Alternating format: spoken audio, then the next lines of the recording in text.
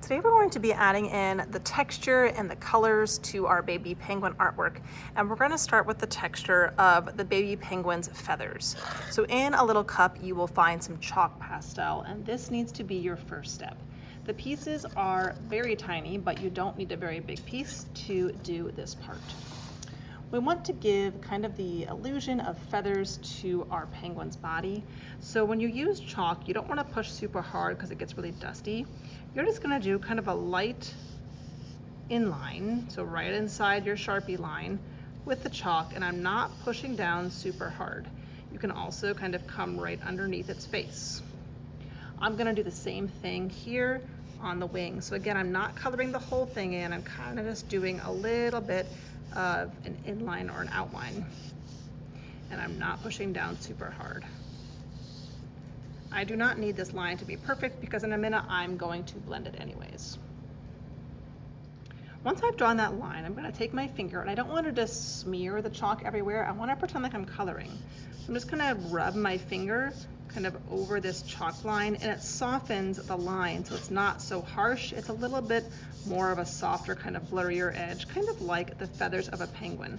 So I'm kind of pulling that color in towards the middle, and again, just blending it a little bit so it's a little bit softer of an edge. Don't worry if you get some in the background because we're going to be painting that in a little bit anyways.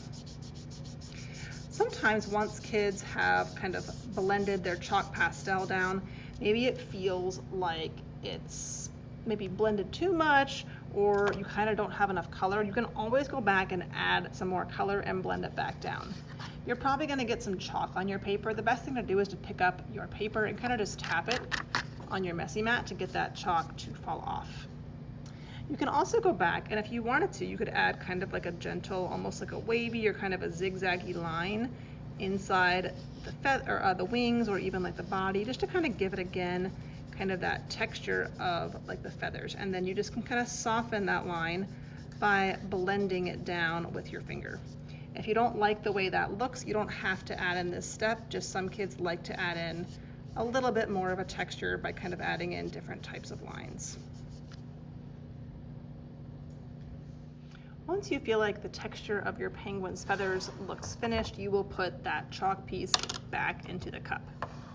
The next thing we will do is work on the background. So you're going to grab a white crayon and you are going to add some snowflakes. Now we don't want these to be super big, but you do want to push down kind of hard because you need the crayon to be nice and thick. Now obviously I have a white crayon and I'm coloring on white paper, so it's kind of tricky because it's a little bit hard to see. To draw a snowflake, I'm just going to draw some small circles, kind of randomly placed all over my paper. You could also choose to draw kind of like lines that make a snowflake, and I'll show you that in pencil. So you could also draw a snowflake kind of like this. I'm showing it to you in pencil so you can see it, where it's kind of like you draw a plus sign and then an X over it. And I can do a couple of those again in the white crayon. It's hard to see what you're doing, but you're kind of able to see it a little bit better on your paper. And I might do a few of those kind of all in the background around the penguin. Once you've done the chalk in the penguin's body and you've added a few kind of little circles and maybe almost like stars or snowflakes to your background, then you are ready to start painting. This paint is liquid watercolor, which means the water's already mixed in. When you go to open these, there's a little kind of lid just right inside, so you can take this out and just set the lid in the compartment next to the one that it came out of. Today when you guys are painting, you only have the cool colors. So you have kind of two blues and a purple. You can use only one color, you can use all three colors. You can blend any color you want to in your background. You just don't want to mix up the colors in the tray. That's why you have a water cup. Everyone's first step should be to protect the penguin. So what I mean by that is I'm going to pick my first color. And the first line I want to make is not just painting all crazy in the background. I'm going to paint really carefully kind of right along the edge of my penguin's body or wing, trying to make sure I don't get paint inside of my penguin. And you can actually see that that is one of my little snowflakes that's kind of magically appearing as I start to paint, and it looks like that's another one starting to show up there. Again, if I want to mix colors, I can clean my brush off, and I can dip into another color, and it's okay if they blend and touch. That's kind of the nice thing about the cool colors, is they make other pretty cool colors. But I'm going to continue kind of just painting around the edge of my penguin first, trying very carefully to keep it on its tippy toes and to go carefully around it without going inside of it. Once I've painted carefully around kind of the entire outside of my penguin, then I want to make sure that I fill in my entire background. Don't forget that this bottom section down here, that is supposed to be snow, so that you just leave the white of your paper.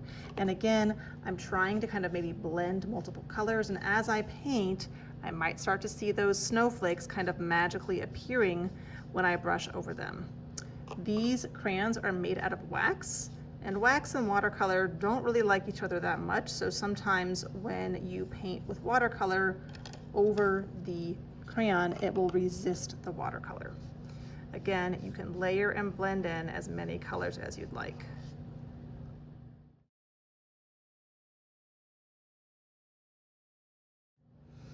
Once you think you finished, just really check to make sure you don't have any white spots on your edges. Make sure that you don't have any spaces around your penguin.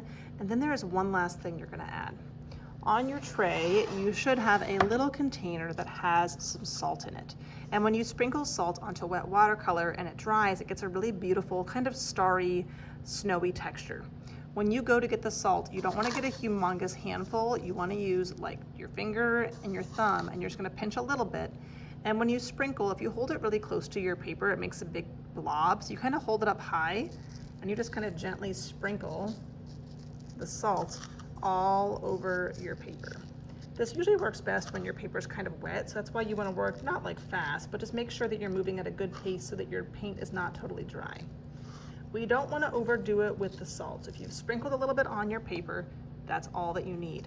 The salt will stay on here as it dries, and as it dries, it will reveal a really beautiful texture in your background. If you look in the background on this artwork, all of these kind of little speckly textures, that is what it looks like once the salt is finally dry.